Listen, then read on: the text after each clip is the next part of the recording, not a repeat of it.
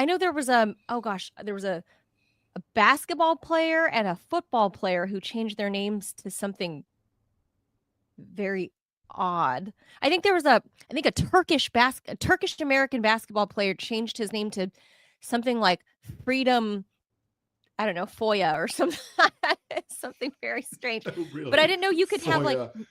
numbers. Well, I guess you can, right? Elon Musk's one of his kids with the singer Grimes. I think some of his kids have like numbers in their names. Yes, that's right.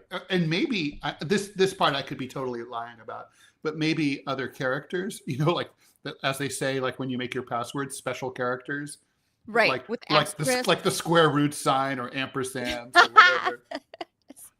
Maybe I'll do that when I just want the whole world to leave me the hell alone. I'm just going to change my name to something unpronounceable, like the artist formerly known as Prince. Remember Correct. that? Yeah, But I I don't do know if remember that. that was legal. I don't know if that was legal, like on his passport. I think no, I don't think so. I'm sure that Yeah. he still had his birth name on his passport. I mean, he could have probably gone to court, but I'm pretty sure that your name has to be kind of conventionally understood, composed of characters Like that like the phonetic. government can't put like on a passport, right? I bet you could do characters. I mean, I kind of do. I have a character in my name. I have a comma A because I'm a comma. third. How do they It's do? I thought Iral, it's just like comma, a name. I. Mm-hmm. Really? Yeah. That's how So, they do it? I thought it by was the way, just our geniuses name at and TSA, oh, they're literally. This has happened more often than not. Because on the boarding pass they don't know how to handle it. They type my last name as Rallii, no space, because they can't handle the comma. And literally, it's been "Have a nice flight, Mr. Raleigh." And I'm like, oh, so I think we could get rid of TSA. Really, I don't think oh, they're smarter than a bag of rocks. I Mr. think, Raleigh. yeah, that's right. That's almost up there with how Angie always pronounced your name. Yep, Bless yep, yep, Angie. yep. We love Angie. Yeah, She's just so yesterday sweet. you were channeling Angie, with your I fractures did? and factures. Oh, did I? Yeah, I fumbled the words. I caught Well, myself she always later. does the fractures things. There's many fractures in the GOP, Oh, well, or yeah, she but calls she's them always talking about factures the or GOP. fractures. Hmm. Yeah, I know. I caught myself and I went, By the way, no, Angie, no, the fractures. veteran of a fellow veteran of Sputnik, she's all over the place these days, man. I know. She's all over cable Good for news. Angie. Yeah, no, she's kicking ass and taking Exhausting. names. You go, It's girl. exhausting watching that woman bounce around to every network everywhere. Oh, I know. Not for me. Yeah.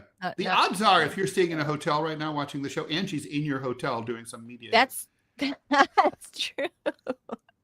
That is true. Odds are Angie Wong is on your screen somewhere. Yeah. Well, Just go. Yeah, you'll see her in the elevator. well, in case there's any confusion, I'm the other Asian, Manila Chan. There's only two worldwide. There's only Who two, knows? and Maybe you guys could become a that's thing. the the two Asians, and that's Ted Rall. You're tuned into the Ted Manila Information Show, TMI show for short. We bring you just random TMI, honestly, and a lot of news too, but sometimes random topics. Today's going to be a good example of that.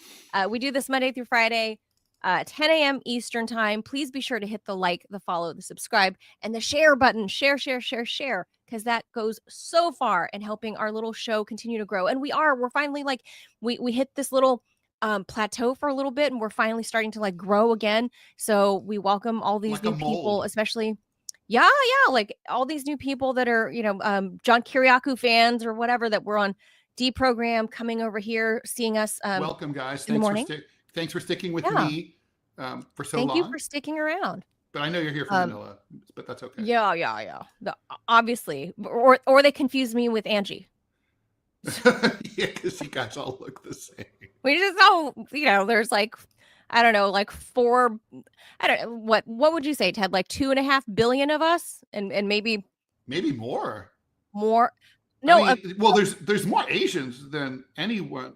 Even just East Asians. There's more of you guys, and if you count Indians, oh, I know that. I mean, No, I know by that. far than any other, you know, but of ethnic group Asian women. or race, So I it should say. two billion Oh, ish yeah, I'd say that's right. Yeah. Asian women. Hmm. Angie and I, but we're the prototype. Yeah, you guys are the mold. Everyone's We based on really, you guys. we really are. We look like the prototype Asian women. Not really, but yeah, okay. There's no All prototype. right. All right, I'm gonna leave that there. Okay, so on today's show, we gotta whiz through. Ted's got to bounce at 11. We'll talk about some air traffic control issues. That I personally, Ted, this problem has been going on a lot longer than the past week since the government's been on furlough. So I think I have some theories behind air traffic control shortages. But we'll talk about that.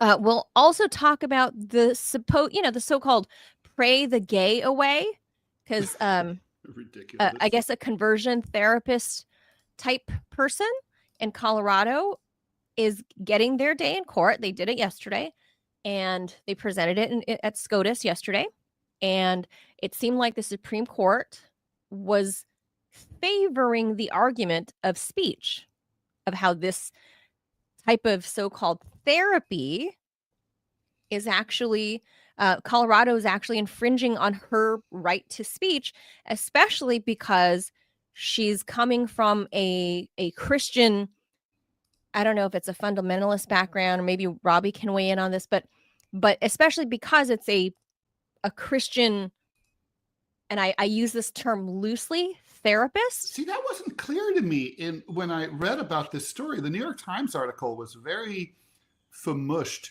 and unclear. Yeah, on Deprogram, I was talking about and this with John, and some pro-trans person got pissed at me or us for quote unquote misrepresenting this. And I was like, well, I said, we'll look into it, which is true. I guess this is the beginning of me looking into it. I didn't realize that the plaintiff here was a right-winger, trans conversion person. So, okay, well, it's a less surprising case. The New York Times, writing something, look, it's a great paper sometimes, but man, sometimes they really screw the pooch. And I mean, or maybe I just wasn't highly caffeinated enough. No, I read it. I read it yesterday through the New York Times too, and I was like, what are you guys trying to say here? Like did you bury the lead? Like, who was your editor? This sucked. Yeah. So I had to look up SCOTUS blog and better explain. And that's what it is. Better. Yeah, no question. So that's basically what this story is that a Christian therapist of sorts does talk therapy and is basically says, don't transition. Pray, yeah, like pray. I will help you pray the gay away. There's a ban against her. There's a ban in 19 or 20 states in the United States, Colorado among those states, saying that sort of talk therapy is illegal. Wait, so in other words, talk therapy so she would set precedent that says don't transition is illegal. No.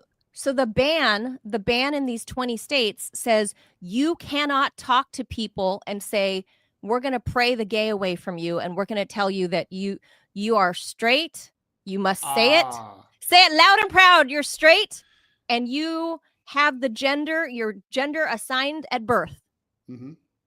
19 or 20 states in the United States says that's illegal, that a therapist cannot say that to you. I see. And this therapist in Colorado is arguing the Supreme Court's looking to overturn a free speech and religion liberal statute. Yes, in 19. See, that's not what the New York Times made it sound like at all. Because it was a horror. Whoever wrote it was terrible, and the editor was obviously terrible. Some fucking retard. Yeah. Okay. Yeah, Ted. I mean, who made me look like a dick, and like the trans people. The New York Times is not the paper I dreamt of working at in 1994. It's not what it was in 1994. Let's just say that. So it's not your fault. Thank you. We'll also talk about these bizarre dreams. I have a lot of theories about this, Ted. The metaphysical collective consciousness, how we're all one. We're gonna talk about the dream. Dude, this is stuff I really, really was into in my early 20s, And, Look, this I think ties this into is like fascinating. string theory. Like, you know about string theory Of and course. like how, like, we're just a collection of cells that chooses to stay formed. Like, there's no such thing as a thing. No thing is really a thing. Right. It's all vibrational particles choosing to stay intact. As one does. So in the dream world, that's what we're going to talk about, which is groovy, man. I'm going to say it's totally awesome. And last but not least, we'll leave you with a fun story out of Chile. A Chilean office worker got paid 300 times his monthly salary, and rather than I have thoughts. be rather than Good say, for him, by the way. excuse me, HR, like, you guys, like, you paid me too much. He was like, shit, I got 300x. Deuces, I quit. And he bounced. Which is, by the way, what I would do. Really? Okay. Well, Yes. Okay. We'll talk about that at the end, because what better way to end a hump day than to like have the worker, the little guy, for once win. He won in court. Court's letting him keep it. So I'll spoil it there. All right. So with that, let's head over to the news. Thank you, Manila. Air traffic staffing shortage are disrupting air travel around the United States for a second consecutive day, with delays at airports like Nashville and Chicago in particular, but they're spreading. The disruptions came one day after the transportation secretary warned that the shutdown would lead to delays and cancellations, but neither the cause nor the severity of the shortages is immediately clear. The FAA says that ATC facilities in Philadelphia, Vegas, Nashville, Chicago, Houston, and Boston are short-staffed. In fact, a pilot flying out of Burbank Airport north of Los Angeles reported yesterday calling up ATC, and basically they said, the air traffic control tower you have reached has been disconnected. Well, not really, but basically they weren't there, and he had to figure it out with the help of LAX air traffic control, which is a considerable distance away. The FAA slowed down traffic at Nashville Airport, where a ground stop caused delays of more than 2 hours, and there's a ripple effect throughout the system. At O'Hare in Chicago, incoming flights were delayed by 40 minutes. Nashville Airport says that controllers would now rely on radar systems from the airport tower because of insufficient staffing, and that the en route center in Memphis, 200 miles away, would take over approach control later in the evening. Passengers expect delays, the statement said. Pilots have patience. I'm sure pilots already have plenty of patience, and passengers always expect delays when they fly in the United States. Reps for the FAA and the Department of Transportation didn't respond to a request for comment. A spokesman for the Controllers Union said, hey, why don't you go talk to the FAA? The national airspace has long been reeling from a staffing crisis among air traffic controllers. The FAA is short by about 3,000 controllers. Earlier Tuesday, the Controllers Union released a statement saying that it is normal for a few air traffic controllers to call in sick on any given day, and this is the latest example of how fragile our aviation system is in the midst of a national shortage of these critical safety professionals. Air traffic controllers are required to work without pay for the duration of a shutdown, though a law passed in 2019 ensures that they will be paid when it ends, despite what Donald Trump said yesterday when he said, well, maybe all the furloughed workers won't be paid, or the ones that I like will be paid, and the ones who I think are fugly will not be paid. Controllers haven't yet missed a paycheck. No fatties, I think is what he said. No fatties. Because thank God Trump doesn't look in a mirror like ever. Anyway, union officials have insisted that there is no organized effort among the country's nearly 11,000 certified controllers to protest the shutdown by sort of having a sick out. And leaders have publicly warned their members that not to do anything like that because it would be illegal. Obviously, I'm here old enough to remember the 1981 PATCO strike, the Professional Air Traffic Controllers Organization. That was the Air Traffic Controllers Union They went on strike in 1981 in Reagan's first term. Reagan Mhm.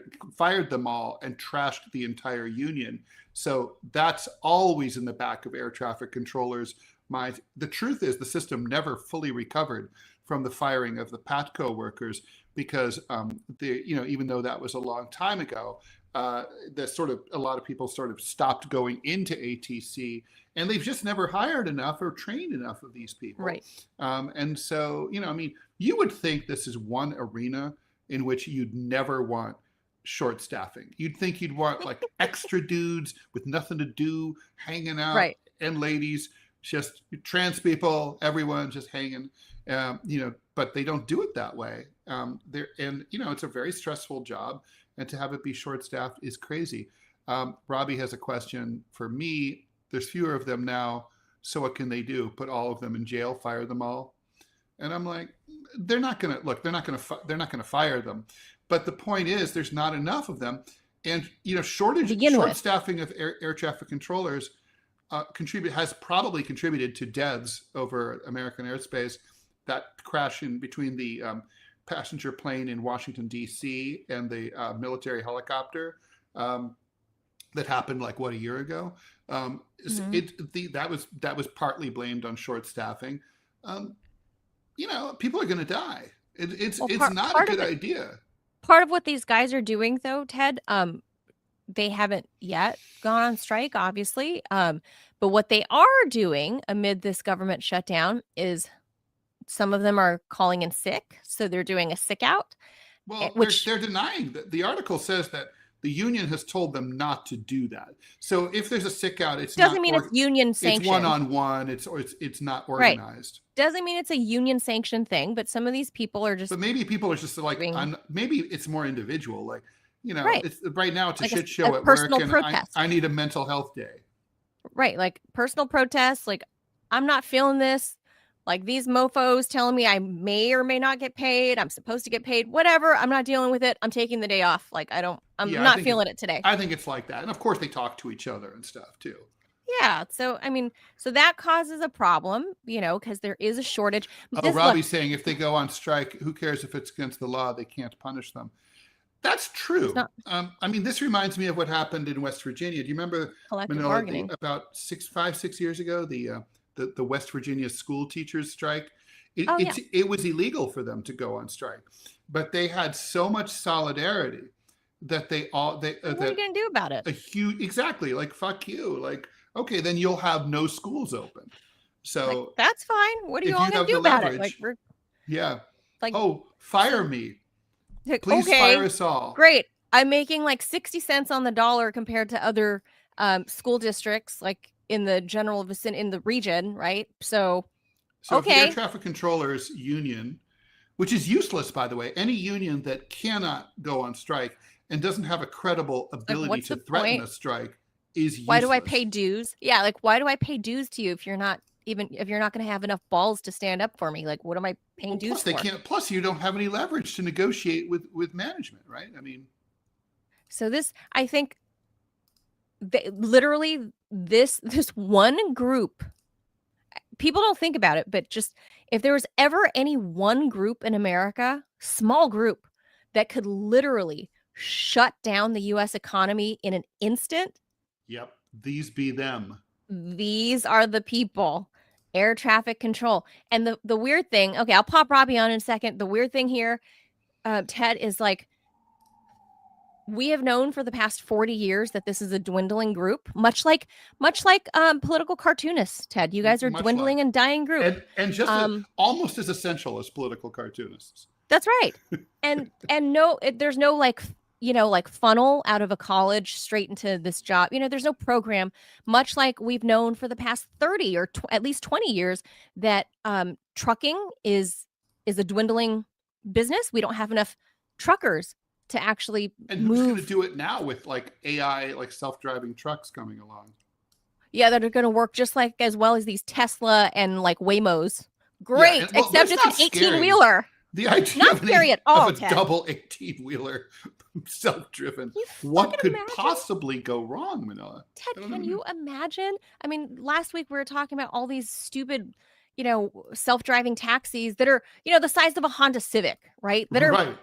granted, they're moving slow. They're moving at like 30 miles an hour. Okay. Can you imagine a 4-ton 18-wheeler barreling down the highway at 70 miles an hour? I Undriven, can. And it's unmanned? terrifying. That's fucking good God. But anyway, but this is in the same vein. These air traffic control people, they literally have our lives in their hands, as well as commerce, as well as international trade. They can shut down the world if they decided to be like, all at once, fuck this, I'm You're out. out. Yeah, fuck you. Yeah, they Like, really, who I mean, they have cares? incredible leverage. I think if they literally were like, yeah, so we decided we all need to be paid $350,000 a year starting Yeah. salary, the government would ultimately have to be like, okay, The government would have to bend. sorry, Bibi And Netanyahu, you can't kill as many Muslims. and then you would suddenly get a long queue of people going to school to become air traffic controllers. Robbie? Agreed. No, I mean, the most America first thing that they could do, and this is coming from a right winger. I'm a man of the South. I do not like unions. I wish that every one of them would go on strike and follow through with the railroad workers. Think of the political leverage. They would turn off the entire freaking country. Talk about a way to get your grievances heard. I can think of no better way in any way, shape, or form than to just simply just pull the plug and say, you will listen to us now. Oh yeah, I they would agree. bring the world to its knees. Oh, If Americans, just overnight. America's air traffic controllers, Yep. instantly, if Instantly. they dipped for just a few hours, it would shut down billions and billions of dollars for a few hours of global trade. Oh, of course, because Billions. well, think of all the cargo, of all the cargo containers just off the east and west coasts. Just be Just think lining of all up. the FedEx. There's nowhere to Think go. of all the FedEx planes flying back and forth between the coasts, and like it's over. Think of all the FedEx planes coming out of like Shenzhen, China, right, over to New York City, landing at JFK. Think of all those planes. It's Done. the mail. It's everything, right? I mean, people Done. don't think about like all the shit that like it's not just passenger aviation, right? Right. It's not like people just. It's That's not what people just think of. tourism. It's not not just that. business. It's like, not that. It's literally cargo. it's literally the food in your store and the gas in your car. I mean, that's Right. what I'm talking about here, and it just goes to show No just how planes in the air without air traffic control. And it just goes to show just how pathetic the Democratic Party is, because supposedly that they marketed themselves as the party of workers. So my question is where are they? Well, Well, don't they're with the forget, Republicans. the last They're time playing. we had a They're playing the Democratic game. president, we had that sharp-witted guy Joe Biden, Oh, yeah. and he said He blew that up the he railroad was strike. pro-worker, exactly, and the Right. the railroad workers who were really asking for a lot of stuff that had to They do with wanted, like, safety. They sick- didn't even no, want. sick pay. They off. literally said, "We don't want more money. They wanted one day off. We They don't want want a sick pay. raise. We're fucking working like beasts. We never see our families anymore." Yeah. And like so, and Joe Biden's like, "Yeah, fuck you. Get back to work, dicks." It Yeah, just fuck you. I Go mean, back. It's no, right to before your point- Christmas. You need to deliver shit to Walmart. Like, Well, Yeah. to your point, it just shows just how completely pathetic the unions are in this country, because sure. they They're weak should now. they all should just stood up and said, okay, we will show you. We will show you who has Robbie, the power. I got to explore I mean, obviously, there's a contradiction in what you just said. You just said there's a contradiction. Of course. I want to explore a little bit with you. I mean, so if you don't, why don't you like, I mean, I agree. My problem with unions is there aren't enough of them. There Mhm. aren't enough workers who belong to them. And the ones that exist are Are ineffectual. But I want more union in my life, not less union. I'm the daughter of a union worker. Why are so you? And I'm the son of a union shop steward who led a militant strike, very successful. And I was part of a strike committee too, as a taxi driver that led a very successful strike. Sure. But I guess my question here is, why are you against unions? I mean, what's the alternative for how else can workers leverage their power without like joint organizing? They would have to make. They have to make new ones. Basically, I'm not against the, So you're against concept. you're not against the idea of unions. You're against No, these I am unions. against the current structure because it is a corrupt, politicized, hijack bunch of pussies who refuse to stand up and do Who anything are for the basically people who pay them. yeah, basically they're fundraisers for the Democratic Party. That's exactly what it. they are. I mean, what do they do? I mean, for example, when Joe Rogan, when Joe Biden, when he crushed the railroad strike, where was the union? What did they do? What did they do? And talk about solidarity. Well, they were One sad. thing, I mean, they did They folded. absolutely They were very nothing. sad. They did nothing. And again, I'm a dude from the right. What I want to see a populist backlash from the left and the right because Trump is not listening to us. Congress is not listening to us. No one gives a crap about what we say. So then how do we make them listen? Power resides where people believe it resides. The president has power because people believe that he does. When people figure out that the emperor has no power, he's forced to abdicate 475 style and go into exile. And how you'd make that happen? You turn off the fucking country. 475 AD or CE, depending on how you. 475 when Augustus Romulus is forced to abdicate. That was the end of the Western Roman Empire, and it happened. It happened when the people of Rome said, "We're done." They opened the gates. They let the barbarians in, and they rejoiced because the system that had been fucking them for centuries was finally ended. Look, over in Philly at the height of the summer. Robbie's history lesson is spot on point, by the way, as far as I'm concerned. Just this summer, guys, from July 1st to July 9th, the height of summer. Anyone that's traveled along the East Coast, you know what a Philly July feels like. Gross. Right, Ted? Yucky. Gross and disgusting. Yeah. You don't want to be in Philly the first week of July. No. Mm-mm. The trash workers, the trash collectors, the trash men went on strike for 8 or 9 days and brought the city to its knees. It was disgusting. Trash was piled up not only along like suburban streets, but like downtown Philly, you could smell it all the way across the bridge into Cherry Hill, New Jersey. Like it was beautiful. So which itself what is a beautiful sight. It's not a beautiful spelling place either. No, not to begin with. But in here's 1 the week, difference. that's all it took was for the trash, the union workers at the garbage facility to go on strike for 8 or 9 days, and it brought the city to its knees, and they got what they wanted. But here's the difference. All it takes is some balls. That's all it does. That's it. But here's the difference. That's the inconvenience. Yeah, I mean, sure, there's a public health element to it, right? People get really pissed off when they don't get to eat. So think about this. So you have these big cities, DC, New York. How many days would it take before all the stores are out of food and the people are out literally with pitchforks and torches saying we are going to completely rip everything down? Within 2 weeks, you'd have a major crisis on your hands. 100%. And that's what I'm saying. Workers have the power. The politicians in DC do not have the power. They have it because we live under the illusion that they do. This is the concept of federalism.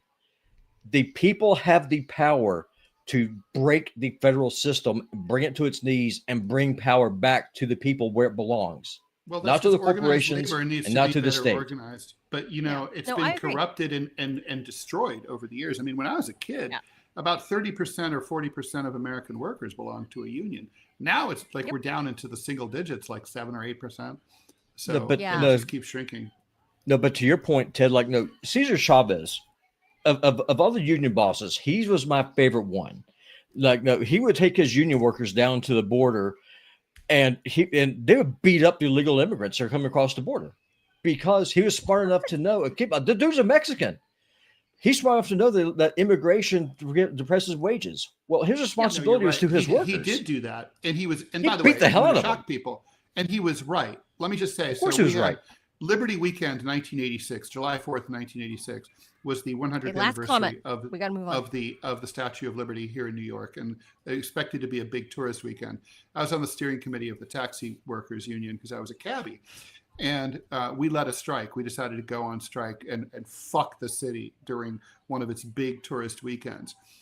We were 7 years overdue for a fare increase and hadn't gotten one during a period of staggeringly high inflation. So, long story short, back at that time, the cops were also, their union was more of a real union than it is now. Long story short, there were some scabs, and we put the word out there. You guys choose to drive during the strike, we can't guarantee your life or your limb. And I remember walking the picket line at the Port Authority bus terminal at 8th Avenue and 42nd Street and seeing one guy come up and try to pick up fares while we were striking. I'll just say that the person was dragged out of their car, beaten half to death, their car turned over and vandalized. The cops stood by laughing and smoking and cheering as it happened. And then they took their time about calling 911 and getting an ambulance to come over. My mom led a strike. She was a shop steward at her high school in Ohio. Again, she liaised with, she was a French teacher. She liaised with all the jock football coaches and stuff. And they put out the word, when the substitute teachers show up as scabs to break the strike, they're going to have some physical problems at the entrance to the school. And they did. Yikes. They were dragged out of their cars and beaten by the other teachers and by the coaches and by the football players. That strike was resolved very quickly with a huge increase for the teachers. Because in this lily white community, no one wanted to see that shit. Militancy works. Everything else is bullshit. All right. We have to leave that there on the last word. We got to move on topics.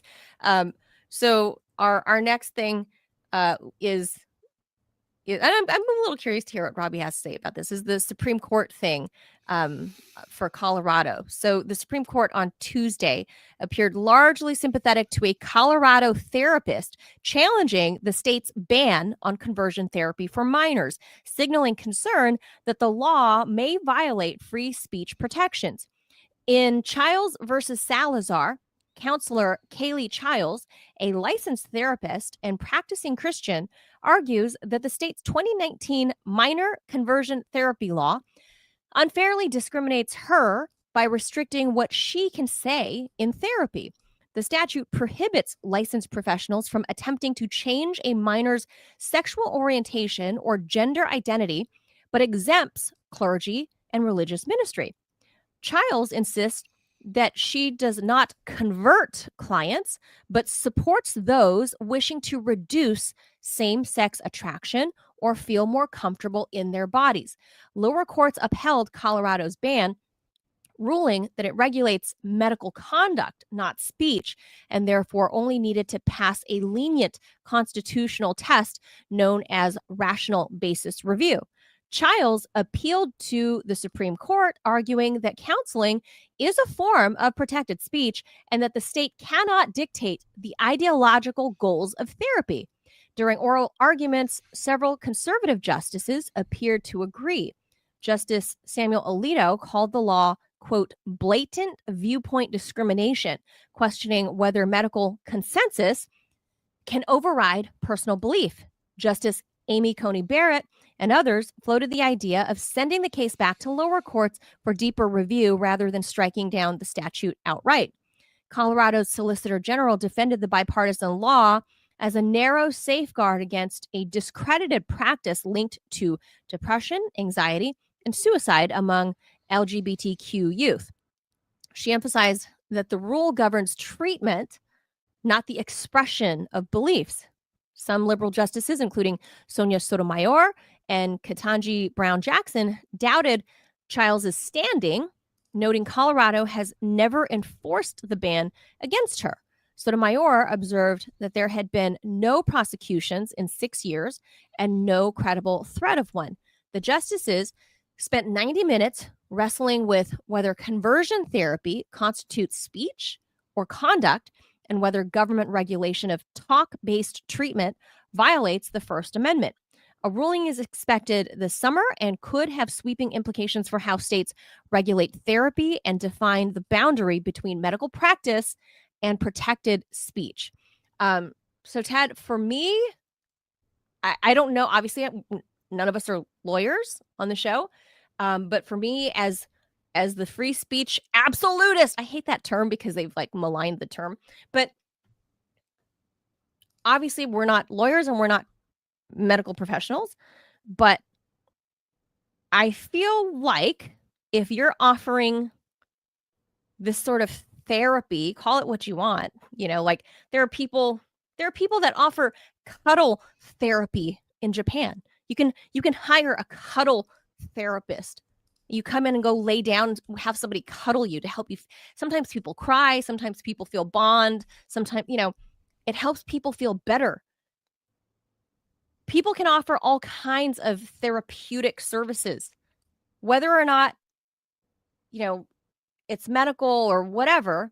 I feel like all kinds of therapeutic services should be offered. And if you're an adult, like with this, in this case, it's minors. And if I don't know where the rule would fall there for this being speech of the therapist, but if the therapist wants to offer this, so the therapist is basically wants the right. Feel like so the state I want to make sure I follow this because I think I fucked up in my program.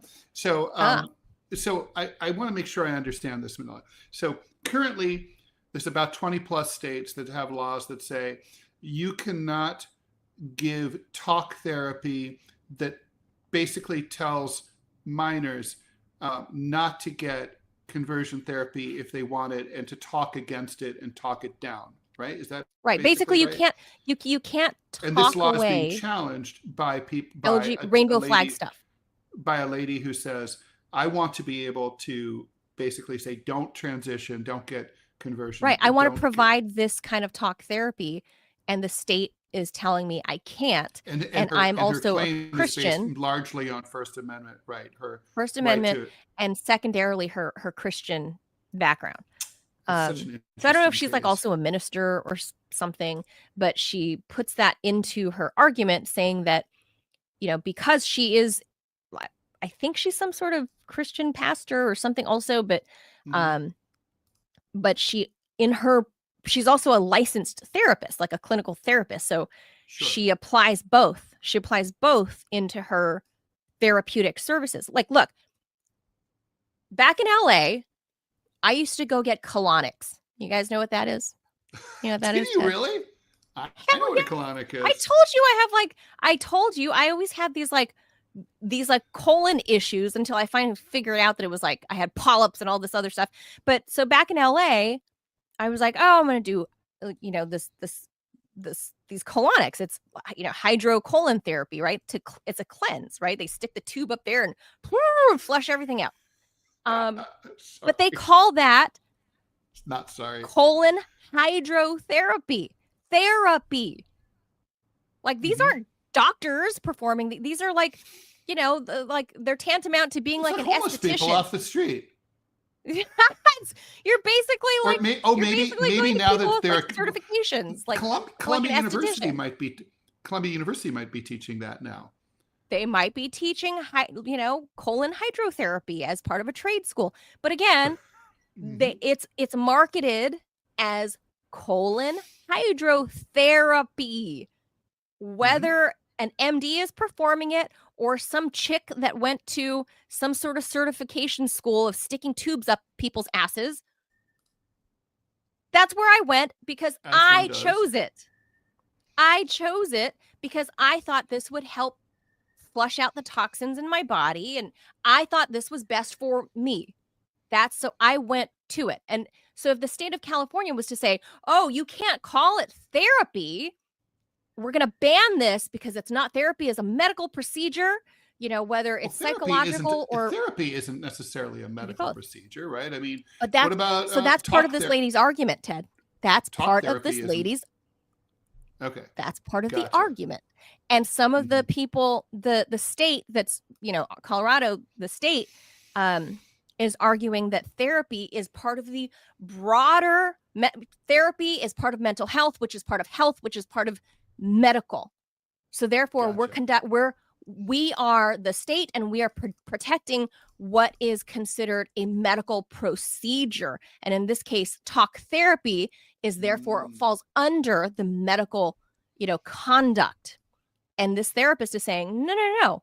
I'm just having conversations with minors whose parents or they want to come and they want to be straight. They want to feel less, like same-sex attracted. They're open to talking, right? And look, I mean, right, they want to talk.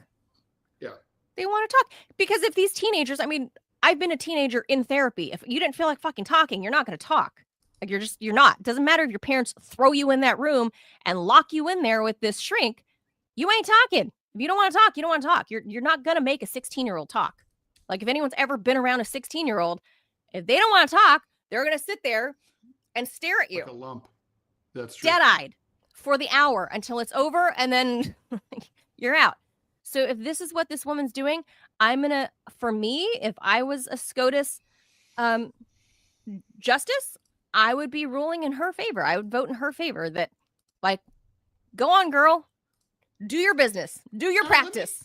All right, so let me ask you something. I mean, I think I'd be inclined to vote for that too, because I mean, it's a First Amendment. It's clearly a First Amendment case, and you should be able to, you should be able to have an opinion and promote an opinion, even if it's an unpopular one.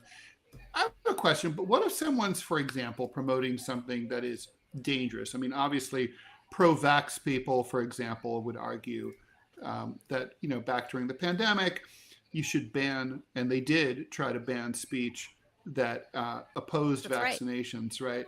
They said it's dangerous. We're in the middle of a pandemic here. People are dying. We can't have anyone out there talking about not getting vaccinated.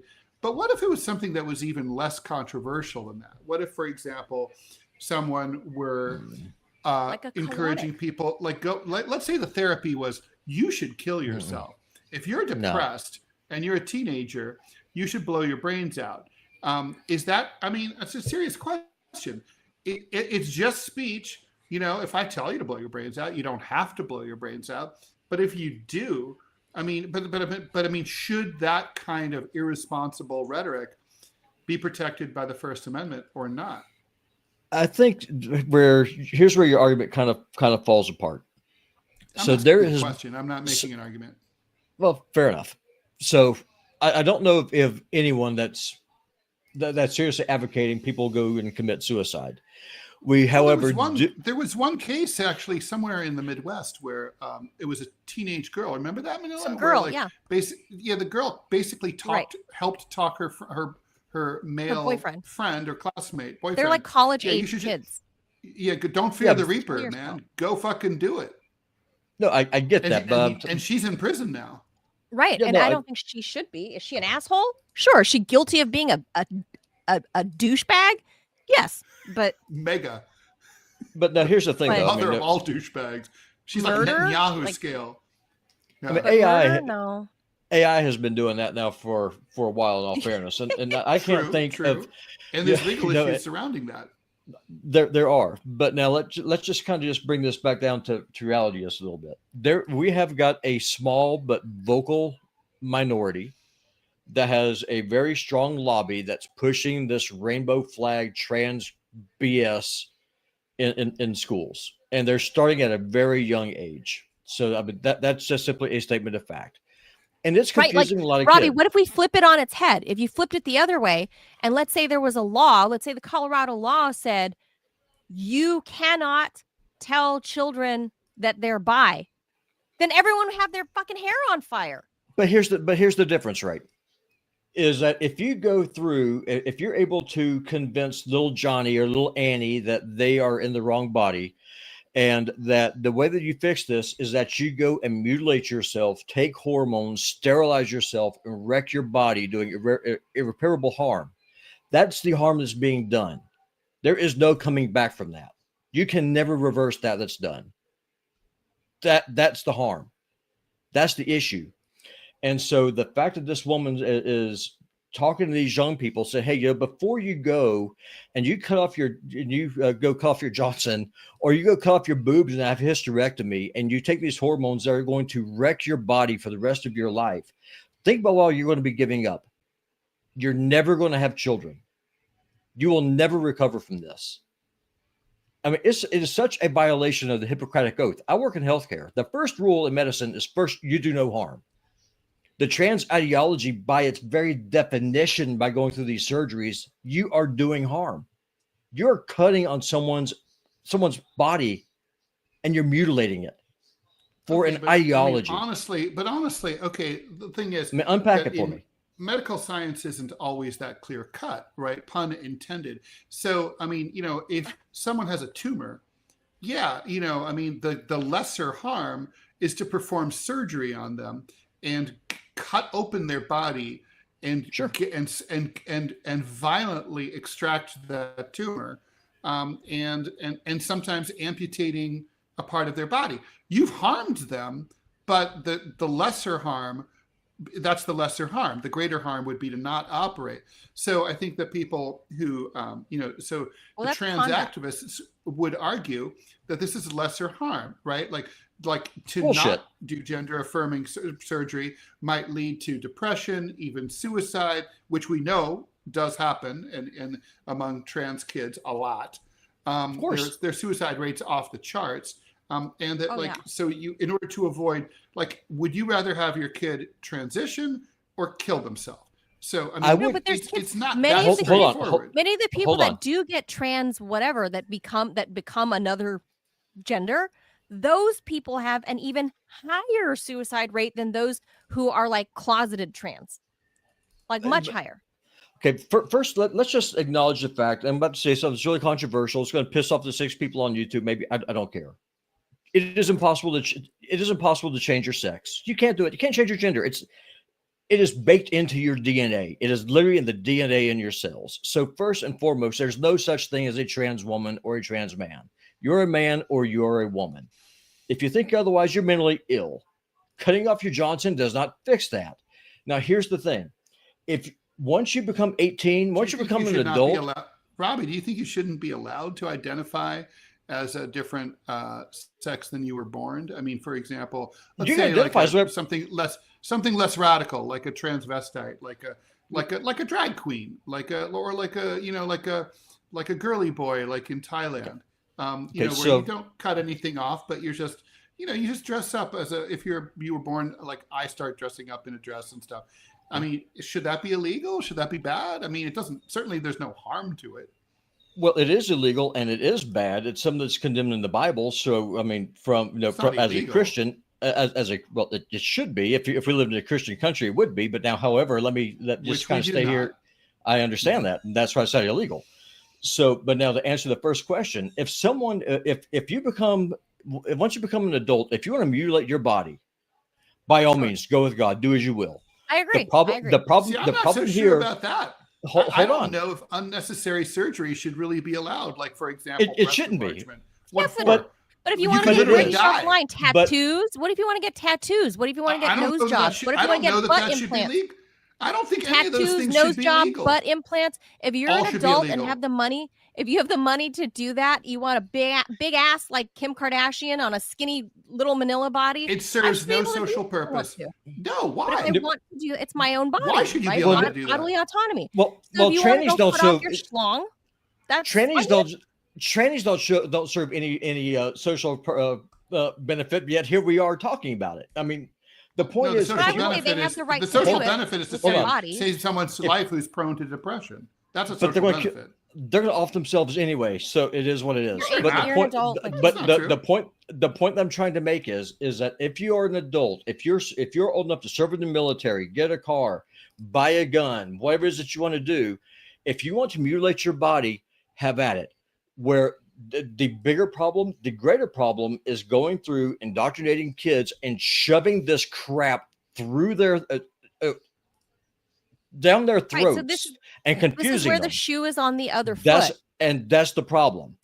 Because this is where this therapist is a private therapist. She's not in a school. She has a private practice, and people bring their kids there. I mean, the reason why, so Ted, how do we know that something's a mental illness? It's because it is an abjuration of what the vast majority of people feel. Trannies are a very, very tiny part of the something. That's not how we define a mental illness. I'm sorry. No, hold on. Okay, well, how about something that's mentally abnormal? So most Am guys I mentally know that they're abnormal because guys. I like to collect political buttons? I mean, No, you're. not many people do. But here, but that's not what I'm saying here. Like for example, how do you know that? How do you know that someone's a transvestite? If we're going to use the old term, because Well, they're they're wearing a deviant. dress. Because They it's a enjoy. small portion of the population that was doing it. That's the point I'm trying to make. It's a very small portion of the population that does something that most people look at and say, no, that's not exactly right. That's not normal. That's not what you do. Like it's sort of like if someone's stabbing people on buses because they're white. That's kind of crazy. Like what that did to that Ukrainian girl last month before Charlie Kirk got off in the same week. Or you have people just going around just randomly pushing people in front of subway cars. That's not a normal act. How do you know it's not a normal act? Because it's an aggressive act of violence against someone who's done you no harm. And most people don't do these things. You can also have an aggressive act of violence against yourself. The point that I'm trying to make is that we have a small subsection of our society that says if you don't embrace our death style, I don't call it a lifestyle, I call it a death style deliberately. If you do not let us have your kids, indoctrinate your kids, turn your kids into homos, queers, and faggots, then there's something wrong with you. You are wrong. Hello, YouTube. We disapprove of the use of the F word. Whatever. But we're talking about cigarettes, obviously, in the UK. Yes, of course. You don't let your kids smoke a stacks faggot. of burning sticks. That's right. But that's the point that I'm trying to make here, is that these people are cramming this crap on our kids, and it's wrong. It is wrong. Leave the kids alone. Okay. We got to leave that there. But this is so. Wait, Robbie. You're going way off. You're off.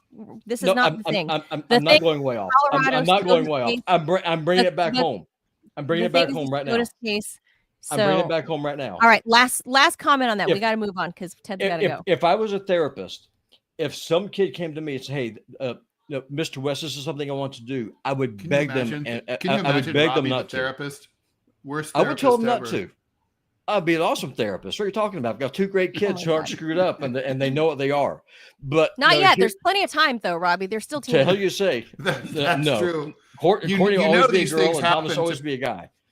Like karma always like hits like that. They haven't gone to college yet, Robbie. Just wait. So that's true. Okay. Especially if you send them to Christian. We got to move on. Christian college is where the most trans stuff happens. Ooh, we got to move on. Because real most quick. of them Breaking news.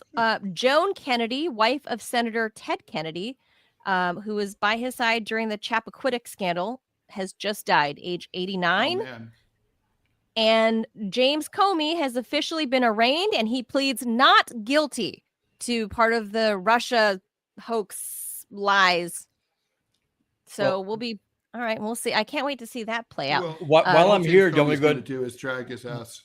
We have an ad. While I'm here, I'll go ahead and read an ad while I'm up here, and I'll go away. Cool. Back to producer world. See that part to Yeah, pop up here. So Ted, do you fall on therapy is in a form speech, or is it? Let me read this first, and then Ted can answer. I think therapy has to be speech, and that means it's going to protect even shitty therapy and shitty speech, because that's what it's for. And colonics for all. Looking for a comfortable but unique option for your.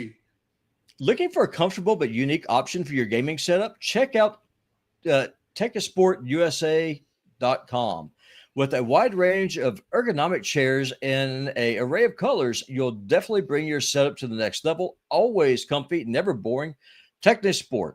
Use code RUMBLE for 10% off the entire order. And it's not gay. You'll like it. You don't know it's not gay. Okay. It could be gay. It could definitely be gay. All right. We punted this story yesterday. We have to get to it. Okay, Ted, this is you. Get to it. Go to it. Go. I've got to find it. Where did I put it? The dream story. Dreams.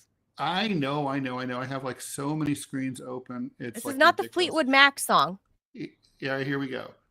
Stunned social media users are comparing their uncanny recurring dreams of a so-called mall world, even though they've never met in real life. People who say they've experienced the metaphysical phenomenon say that these labyrinthian dreams occur in real-world pedestrian settings like theme parks, apartments, cruise ships, schools, and most frequently indoor shopping malls. For some, Escher-like mall world dreams have recurred for years and even decades. It could even be it could be a lot more than a coincidence. At first level, every dream is an interior discussion about a subject from this week you are attempting to come to a conclusion about, dream analyst Lane Dolphin says. Though the events of the dream vary from person to person, the similarities sleepers discovered have sparked a viral discourse on theories of a collective dream space, a dreamscape, if you will, in groups like Reddit's The Mall World or Mall World Discord channel. I originally created this page to make sure I wasn't the only one experiencing this stuff, wrote the creator of the Reddit group, which has over 3,600 weekly visitors. This has gotten much larger than expected. Since then, the conversation has recently been adopted across social media platforms. One skeptic poster, Never Boring, Never Sparked, the conversation on TikTok after watching another user discuss her workplace-based dream about working at a mall restaurant. Now I'm listening because I have recurring dreams where I am either in a huge mall, and I've been having these dreams for like 20 years, said the social media creator from Missoula, Montana, recalling many as childhood nightmares. Some of her viewers claimed to have found their snoozing selves in the same dizzying dreamscapes for years.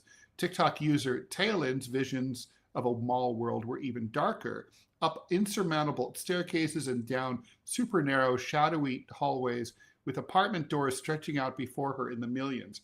Every time I start this dream, I start up on the second level, and I'm looking up this huge staircase. And for some reason in my dream, I keep thinking, how am I supposed to get all my laundry up to my room upstairs, she says. Potentially thousands of other people have echoed these experiences online, claiming that this unnerving dream motif has previously interrupted their good night's sleep as well. So, Manila, this is, of course, like something out of a sci-fi movie or like an episode of Dark Mirror or Black Mirror, or something like that. I find it absolutely fascinating. It is true, I've noticed this as I've gotten older, that dreams tend to be, they tend to draw on material that you experienced in the waking world within the day before or 2 days before maybe. And so I'm wondering, could this be something as simple as lots of people go to malls and apartment buildings, and so they're just dreaming about what they live, or could there be some kind of astral plane where millions of people around the world are simultaneously experiencing similar thoughts and vibes? And then other questions obviously these are modern dreams. I mean, what you couldn't have, like, for example, ancient early men and women from 25,000 years ago couldn't have had this dreams because there were no malls. And then my last question is, how does the fact that malls are dying affect all of this? Take it away. Oh, I got a lot of this covered. Okay, first, excellent. Like Nikola Tesla, right? You think he was the only person in that era that also dreamt of like this light bulby thing and power and electricity, and he had the ability to take it to the next level and create prototypes and do things like that. So that right there is an example. And this is like Manila in her 20s going to rock shows and like doing groovy drugs and really, getting out there into the metaphysical, transcending this plane of existence, Ted, this prison that we think of, how we think of the world. Right now, you and me, we live in this like construct of society telling you what's real, what's normal, and what to think. On the other side of this, Ted, it's the collective consciousness. It is I believe, a shared level of awareness that I believe connects all living things, animals, the earth, other humans, whatever.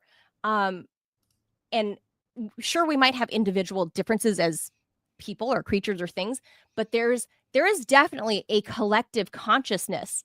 And I think this concept can be seen across ancient cultures, like East Asian cultures like mine, right?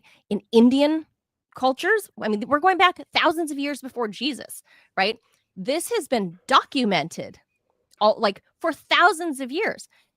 Who's to say that somebody 3,000 years ago in India didn't already dream up a modern shopping mall?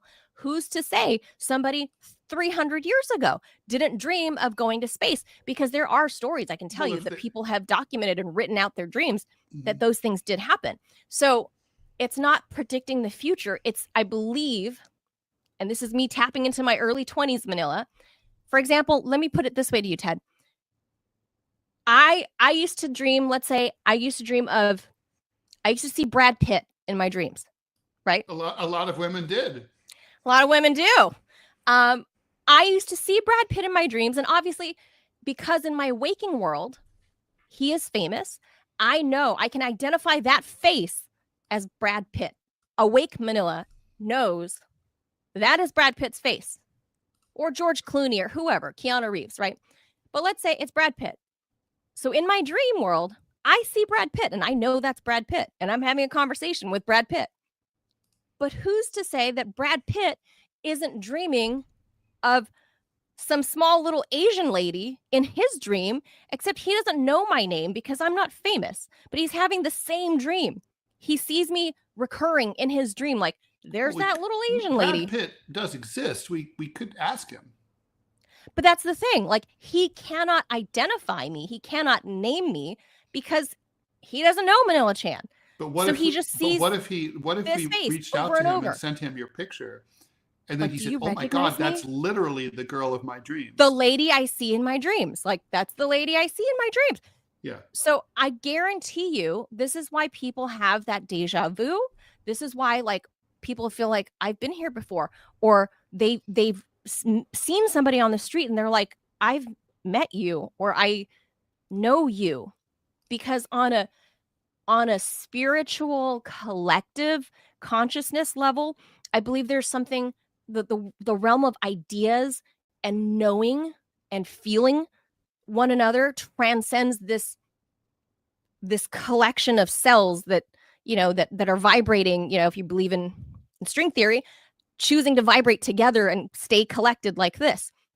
That perhaps, sure, if you go into space, yes, you will die because your body will just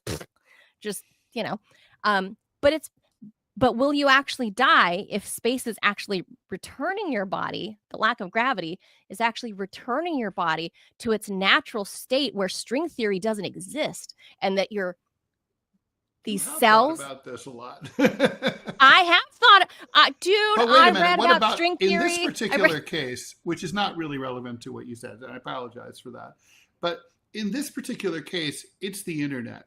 So it's hard for me to think that there aren't a lot of people who read about the mall dream, and then the power of suggestion tells them, oh, I had a mall dream too. And maybe they would start having a mall dream because they read about an account of other people's mall dream, and then that would suggest to them, and then they do have that. I mean, this reminds me I think a lot of there's mass hallucinations in our society. I mean, for example, politically, when Rocky came out, he gives this speech talking about how we're talking about the movie. The movie. He says, "Oh, I was a Vietnam vet. When I came back from Vietnam, I got to the airport, and the hippies, the lefties, they spat on me when they saw my uniform, and we didn't get any parades. They spat on us." Up until that movie came out in the early 80s, there's no record in any format of any Vietnam vet claiming to have been spat on by dirty hippies upon arriving at the airport. After that movie came out, suddenly everyone talked about it, and they still talk about it now. It's considered basically like an article of faith that's happened, but the truth is they all got it from Rocky. Could this be like that? There's that too. There could be a collective implantation, like Inception, that Leo DiCaprio movie, right? There, of course, that's the power of suggestion, of people saying, and this is going to be very unpopular, but I'm going to say it anyway because I'm not a Me Tooer. I'm very anti-Me Too. Not to say that Harvey Weinstein isn't a monster, A puerco. He probably is. But when you get so many women saying, he did this to me, suddenly all these women are like, yeah, he undressed me with his eyes when I went on this audition. He visually raped me. And I'm tormented by that experience. Right. That's like sort of like with the Bill Cosby accusers. We know that, he obviously like hurt a lot of women. He's not, but it's hard to believe that all of those accusations are true. Right. And like, although they might be. Right. So there's the mind virus theory, right? From Gad Saad, right? His mind virus theory. I believe that as well. We can say that's even applicable to Robbie's whole argument with the rainbow flag community, right? There's the whole mind virus argument. But to me, I think there are too many people around the world who if you're Googling this type of particular dream, like an Escher painting, right? Like of staircases going up in every direction or whatever. If people are Googling and looking for that themselves, chances are that's an organic thing and they're trying to see if other people thought it too. And there are obscure stories and books that you and I will never know the titles to, of people that have recorded their dreams, and from any various languages. You can go, from Hindi to Chinese to Korean to, somewhere in Australia, where you're going to find almost identical dream patterns from different eras of the world at different times. So that can't be a coincidence. And I believe the collective consciousness is a real thing. And when you go to sleep, that is the only time that you can actually tune in, because you're not guarded by this, right. Like, that's I'm true. a logical adult living in 2025. The dream world is mysterious. I love tapping into Manila in her 20s because she was so much more fun. But this stuff, like, I encourage people to look into it. I think it's the metaphysical is amazing. And I do believe there's like past lives and like there's God or whatever you believe in, that there's this greater power. And I believe that's all there from this collective Clovis consciousness. Is our higher power. There's that. And real quick, we'll say goodbye, Ted, on this note. Ready? This is one for the workers, because we were talking about unions. An office worker in Chile quit his job after being paid more than 300 times his monthly salary. And then he won a court battle when his bosses tried to get the money back.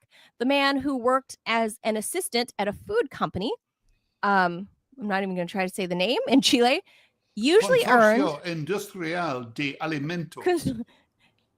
The food company, Dan Consorcio Industrial. It sounds like Industrial Alimentos Consortium. de Industrial Chile. Food Consortium is what it means, yeah. Of Chile. That's what, yeah, of Chile.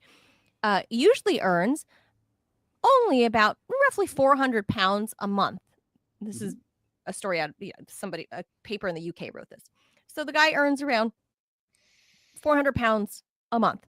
But in May of 2022, his employer accidentally deposited about 127,000 pounds into his account. Ka-ching. The firm claimed he initially agreed to return the cash during a meeting with HR. However, 3 days later, he turned in his resignation, and then that triggered a legal fight that has dragged on up till now.